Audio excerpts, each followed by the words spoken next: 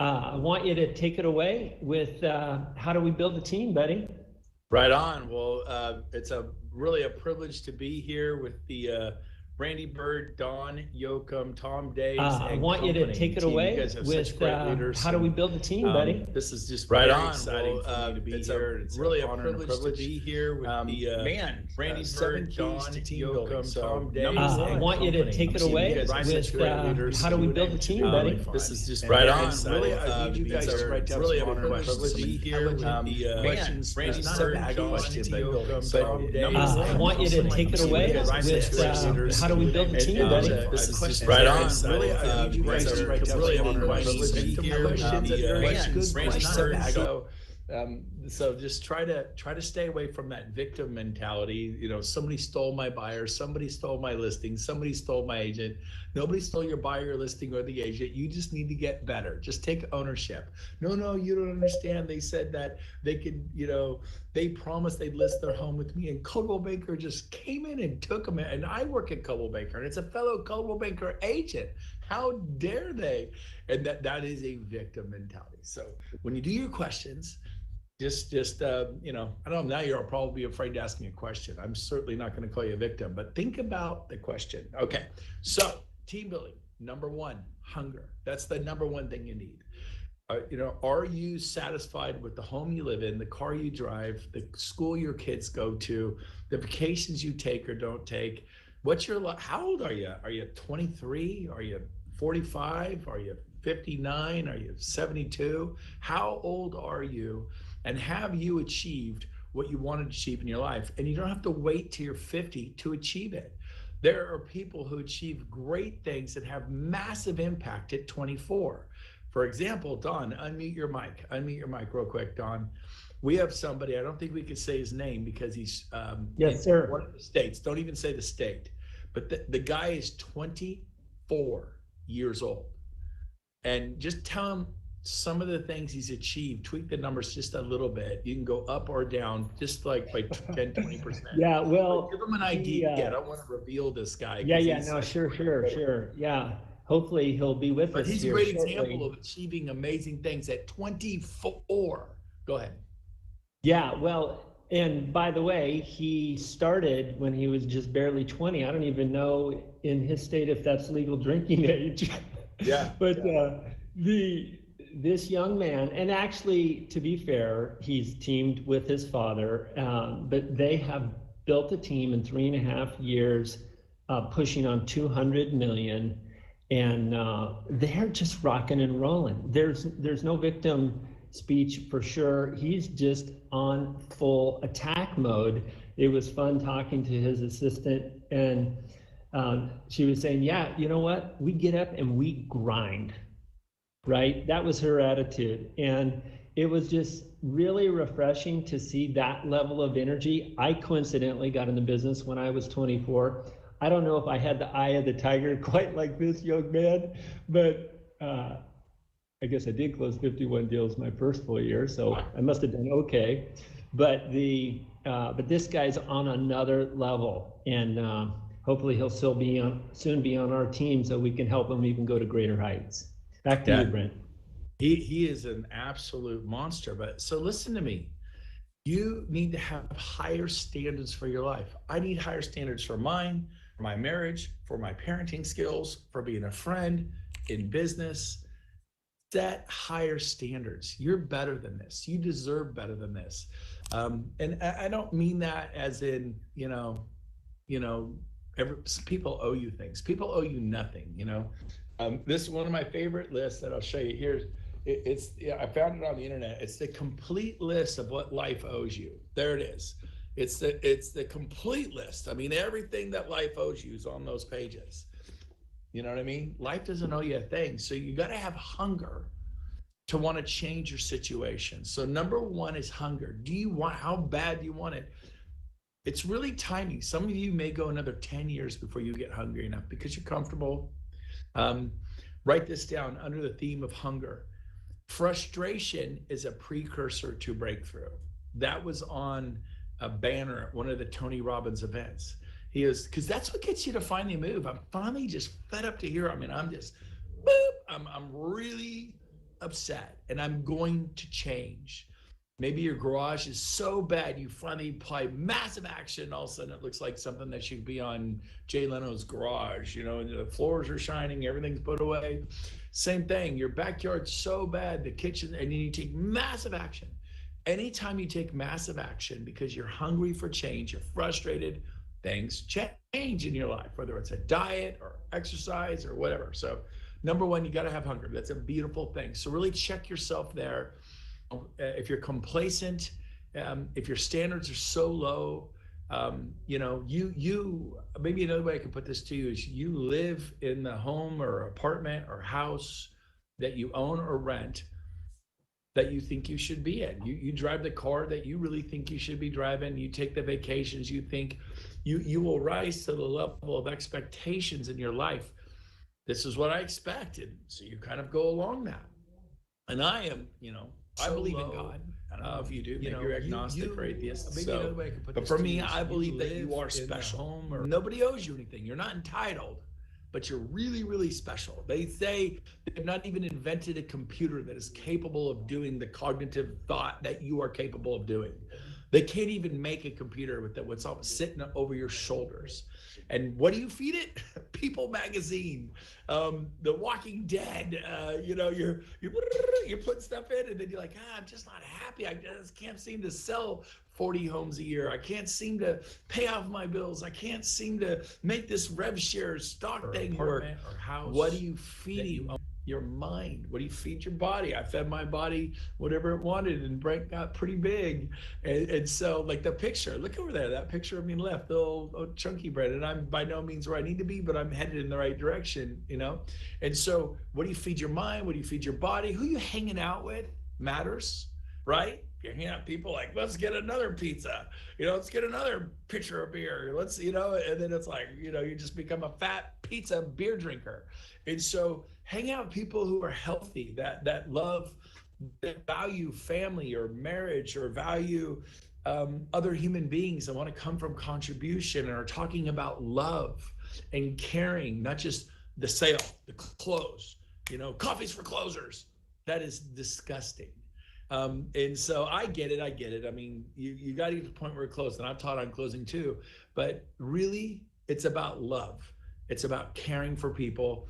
And when buyers or sellers know that you love them, when the agents you're trying to attract know that you really have their best interest and that you really are okay, if they decided they want to stay at Lions for the next 25 years, that let's just help them do better for their children and their husband or their wife. Let's help them do better and have a better life at Lions. Of course, we would love them to come to EXP. I'm not saying that.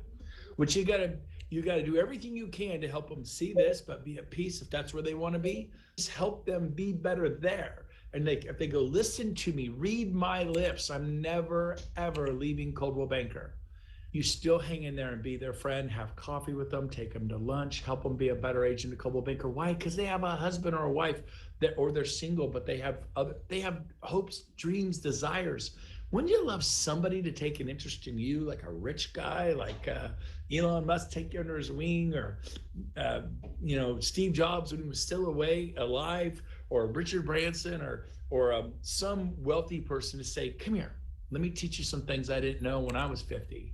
Isn't it funny when you're 20, you think you got it all figured out, and then when you're 30, you realize you didn't know a thing, and when you're 30, like you got to finally figure it out. You turn 40, you realize, man, I didn't know anything when I was 30. And then, but I got it at 40. Then you turn 50, you're like, man, I didn't know nothing at 40. And it's so funny. Every decade, it's like, man, I'm such a different person today than I was 10 years ago. You're either growing or dying. There's no neutral. You're either moving forward or sliding backwards. Literally, I'm just kind of hanging in there, You are paid in direct proportion to the amount of value you bring to this world. If you don't like what you're getting paid, then you have not learned how to bring value. And the good news is, I say it before, it's almost cliche, but it's true. The biggest room in the world is the room for improvement. But if you're not hungry enough, number one, nothing's going to change. You got to check yourself at the door. How bad do I want this? Do I have a burning desire for money, or a burning desire to love people, provide better for my family, make my mark on history, write this down, be a history maker? Like, how will you be remembered? Oh, there's Brent. He was a great real estate salesman. Man, he sold 400 homes a year. Man, he was a big player back in the day.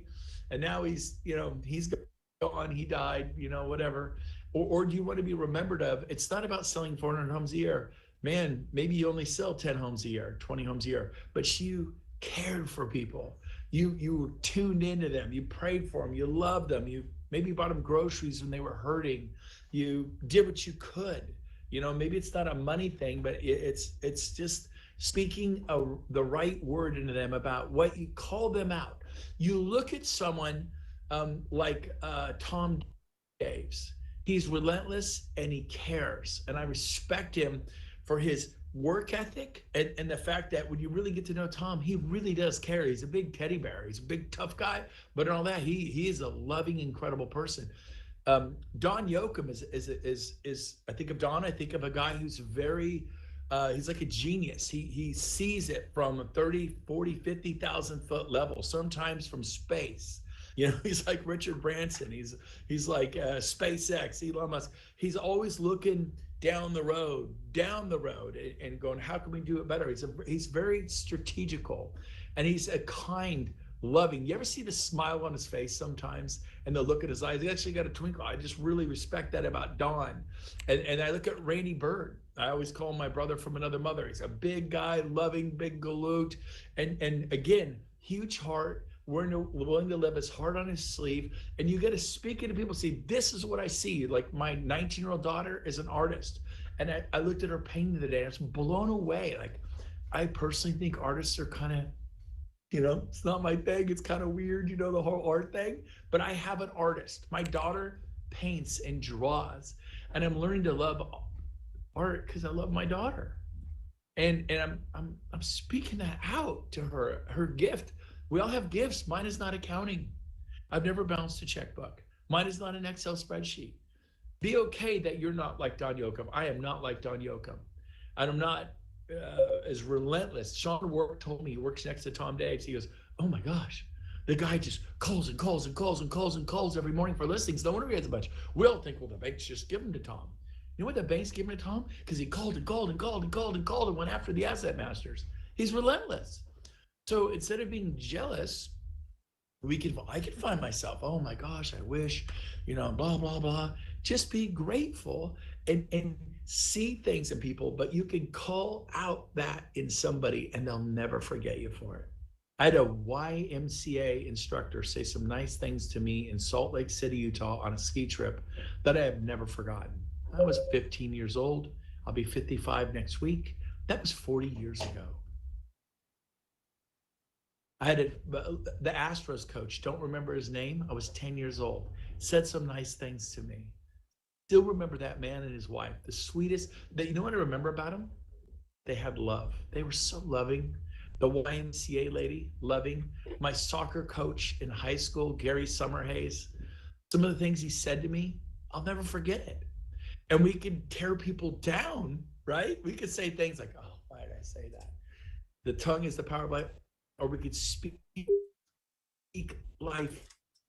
And so you will find you will become attractive to buyers. You will become attractive to sellers and other agents as you bring what you can, whether it's money, you help them with leads, you help them with listings, you help them with food, you help them with, or a word, or you get in there and help them. Van Chicasso couldn't move her office from Keller Williams to a new office EXP, so I sent my son. I didn't do it. I sent my son and a friend and paid him $140 and go get a truck. And they moved her one night. I said, Luann, get a cup of coffee, get a cup of coffee, get an iced tea and point, hot green tea, whatever, and point.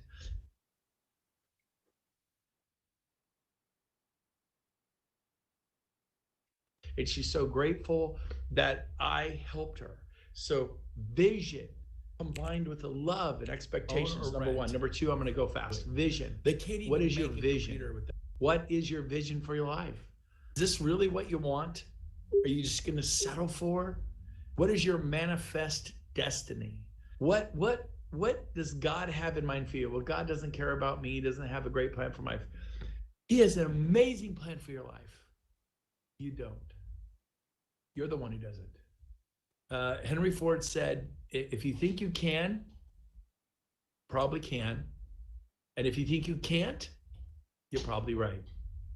He also said, a man or a woman's about as happy as they make up their mind to be. If you find yourself not happy, if you find that you tend to complain, you need to make a decision that for the next 30 days, you're not going to complain about a single thing. And all you're going to do is talk about what you're grateful for, what you appreciate. And someone flips you off and threatens to hit you with their car at road rage. Hey, sorry, love you. We're cool, Don't react, Immature people react. Hey, F you, buddy. I've done it too. I've had people push my buttons, but I'm not perfect. You're not perfect, but I try to react. Immaturity reacts, right? But how do you react? It's your job to respond well. I want to write that down. Write that in the chat bar. Put respond well. Somebody type that in the chat bar. It is your job to respond well to life. Life is going to throw you amazing softball pitches, and you're going to hit triples. You're going to hit grand slams, doubles. You're going to smack a line drive to center field and get to first base and go, man, woo! And then sometimes you're going to whiff. You're going to strike out. And of course, you all know the famous story about Babe Ruth. I mean, he's probably the most famous baseball player of all time in the 1920s and 30s, whatever era it was he played in. The year he set the record for home runs and became the Babe, became a freaking legend, he simultaneously set the record for striking out. Say it again, he simultaneously set the record for striking out. He was always swinging for the fences. So my question for you today is, are you swinging for the fences? Are you? Are you really? You're playing it safe? You're putting the chin on the line? Or are you just, going for it with gusto? Are you going to flop, belly flop? Man, my whole life has been built on failure. I am so willing to risk my ego. I remember when I came to EXP, I go, man, if this doesn't work, I'll go back to Keller Williams in 6 months. If they're pissed, I'll go to Remax Gold. Maybe I'll go join Greg McClure at Realty One. What do I care? I'll go Ford and Brinko Real Estate. I am just a guy who's willing to get dirty. I am a guy who's willing to fail. I'm a guy who's willing to guff my chin, face plant, rip my knees up on the asphalt, riding a bicycle. Even a little kid has to be brave. Remember when you first ride the bike? It's scary. You fall over, that asphalt gets you, ripped all the skin off your body. It's scary. But I need you to have a bigger dream than your fear. Some of you are so gripped with fear. You've been so beat back. You've had your bottom whipped for so long. That's why it's important that you go to Tony Robbins and Grant Cardone. Grant Cardone will have speakers there that are amazing, will change your life, and you're just not going to go because he just wants to sell you coaching. Who cares? Spend the $97, go to 10X. So sold out. Find a way in. Wild horses can keep you. Go to John Maxwell. I'm doing all that stuff this year because I'm listening to speakers who are giving me new perspectives. This caused me to ask new questions. Ooh, yeah, I could do that. Barry Mathis last week blew all over our minds. He talked about how we all set goals for the year, and then we get going on them in August. He had all year. He said, do a 12-week year.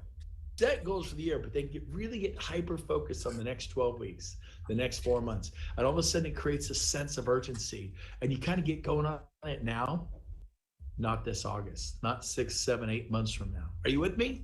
So you realize in the next 12 weeks, you can change your life. Would you have a vision for the next 12 weeks? Well, no, Brent, no, I don't. So I want you to grab a book, a notepad, and I want you to say, here's what I'm going to do in my marriage. Here's the one thing that I'm going to do. I'm going to quit complaining about what my wife isn't. I'm going to quit complaining about what my husband isn't. Because I'm not perfect, my wife isn't perfect, and we could tear each other to pieces. It's the same with your spouse. And, I don't tear her apart. Have you said nice things to her? Have you told her how much you love her and appreciate her or him? And then what are you going to do with your children? Like, what's the one thing you could do to reach that 13-year-old that's acting all crazy, or the 15-year-old? And how are you going to respond? And how about that seller the next time they go crazy over the flyers being out? And then what are your goals for the year? And then break it down. What about the next 12 weeks? Do you know you could set a course in the next 30 days that'll blow your mind. Barry Mathis also blew our minds again. He is a coach, by the way. Sean Kokoska, it's $500 a month.